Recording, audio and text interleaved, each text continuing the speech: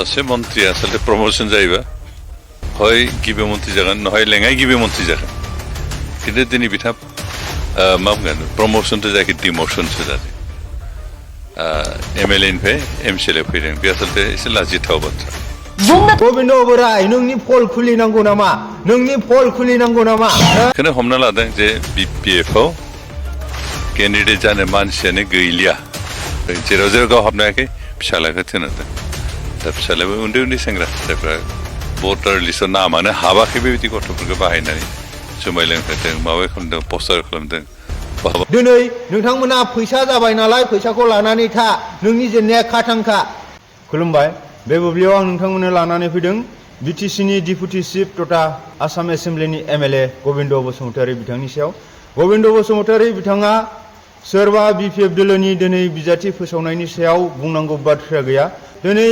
मन्थ्रिनिफ्राय MCLA होनाय होयै promotion जानांगौआ डिमोशन जानाय बिनि सायाव बिथाङा बुंनांगौ बाथ्रा गैया मानोना बिथांमोनखौ फोथायनानैनो दिनै बर' रायजो राजाफोरा बिथांखौ एमसिएलए निफ्राय दिनै एमएलएबो खालामदोंमोन नाथाय बिथाङा बै भैरबकुन्द हालामनि थाखाय मा मावनानै होखो दिनै कुइसना बेसो दिनै रिहन दैमारिया सासे बारग' मन्थ्रि जानानै दिनै बिथाङा मानो एमसिएलए गेलेनो गोनां जाखो बैफोर बाथ्राया दिनैनि दिनाव गोबां साननो गोनां बाथ्रा दिनै बिटिआर एग्रिमेन्टनि गेजेरजों दिनै बिटिआर एग्रिमेन्ट खालामगिरि बारग' एनडिएफबि बिथांमोन बा सोरबा एबसुनि सोरबा बिजाथिफोरखौ फोथायनानैनो दिनै 2020 मायथाइनि उनावहाय जेब्ला बिटिसि बिसायख'थिया खुंजादोंमोन अब्ला बै समाव बै बिथांमोनखौ खनसे बिथांमोननो चान्स होनानै बै बिटिआर हालामाव माबा मोनसे जौगासारनाया फैगोन नामा बै थांखि आरो मिजिंजों दिनै बर' रायजो राजाफोरजों लोगोसे समग्र बिटिसिआव थानाय गासै 26टा जनगोष्ठीया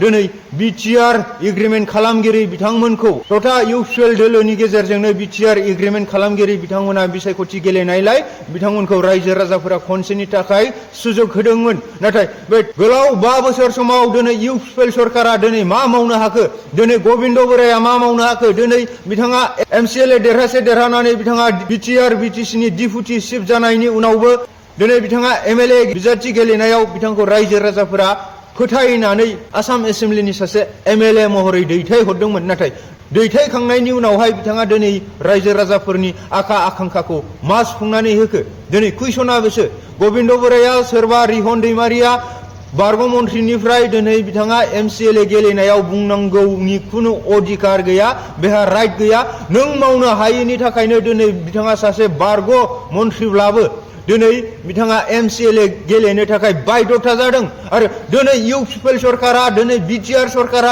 दिनै प्रमद बर' दैदेननाय सरकारा बिटिसि हालामखौ थेर बेथेर सोखावनानै नस्थ' खालामनो थांनायाव दिनै बिपिएफ दोलोआ बिटिसिनि मुरब्बी हिसाबै बिटिसिखौ गायसनगिरि हिसाबै बिटिसिनि थैनाय थांनाय बिटिसिनि जौगानायनि थाखाय खामानि मावग्रा मोनसे रिजनेल दल हिसाबै दिनै हाग्रामा महिलारि बिथांनि दैदेननायजों जेरैखि जाया बिटिसिखौ रैखाथि होनो थाखाय मा बारग' मन्थ्रि मा एमएलए मा एमपि जाय जायगायाव जाय बायदि बिजाथिया सुबुंजों अनसायजानाय जाय बायदि बिजाथिया सुबुंनि मोजां खामानि मावो जाय बायदि केन्डिडेटखौ बै ओनसोलनि बै समष्टिनि रायजो राजाफोरा गोरबो बिखाजों अनसायो बै बायदि सासे बिजाथिखौसो दिनै हाग्रामा महिलारि बिथाङा बै गावनि बिपिएफ दोलोनि बिजाथि महरै फोसावदों मानो फोसावनांदों दिनै इउपिएलआव थानाय इउपिएल सरकारनि एमएलए होन मन्थ्रि होन सोरबा इएम होन सोरबा चिफ होन दिनै बिटिसि हालामनि थाखाय जेबो मोजां हाबा मावनो हायैनि थाखायनो आरो बिटिसिआ जे मोनसे 6 शिड्युल एरिया आरो tribal belt and block area दा बैफोरनि नर्म्सखौ प्रभिजनफोरखौ दिनै सोरलां बोरलां खालामनो थांनायाव दिनै बिपिएफ दोलोआ फिन सरकाराव फैफिनाब्ला बिटिसि हालामा सानसे खोमसि दरसिनि लामाजों आगान सुरलांनो नागिरनायखौ बै हाग्रामा महिलारि बिथाङा हमथानांगौनि असिलाजोंसो दिनै बेबायदि सोरनोबा सेटिं एमएलए फोरनोबो बिथांमोनखौ एमसिएलए खालामनांगौ जादों सोरबा बारग' मन्थ्रिफोरखौबो बिथां हाग्रामा महिलारि बिथाङा एमसिएलए नि टिकेट होनानै जेरैखि जाया बाय हुक बाय क्रुक बिटिसिखौ हमथानो थाखाय जों देरहानांगौनि सार्थआव बे खामानिखौसो मावनो लादों दा बेयाव गबिन्द बोराय खानाय गुफुर बोराया बुंनांगौनि खुनु अधिकार गैया होननानै आं सानो आरो साफ्रोमबो भैरबकुन्दनि रायजो राजा भटार्स नोंथांमोना बे गबिन्द बोरायखौ नेवसिनानै रिहन दैमारि बिथांनो फिन खनसेनि थाखाय नोंथांमोननि ओनसोलनि जौगासारनायनि थाखाय खामानि मावनो सुजुग आरो सुबिदा होगोनखौ मिजिंथिबाय। दिनै बिथाङा सोरबा रिहन दैमारिनि फिसालाखौ जौ लोंहोदों बायदि बायदि उन्दै उन्दै गथ'फोरखौ जौ लोंहोनानै जायना भटार्सआनो गैया बै बिथांमोनखौ जौ लोंहोनानै केम्पेइनाव लाबोदों होनदों। गबिन्द बोराय नोंनि पल खुलिनांगौ नामा? नोंनि पल खुलिनांगौ नामा? हो नोंनि पल खुलिनो आथोना सारेनाबो सम नाङा मोनथिबाय। नोंनि पलखौ दानो ब्ला ब्लाबो लाना खोन्थानो हायो। मा आखल देखायदों नों बे बोराय बैसोआव? हो मा आखल देखायदों? मालायनिखौसो नुदों नोंनिखौ नुवाखै। नोंनि बलखौ ब्ला ब्लाबो लानो हायो जोङो मोनथिबाय।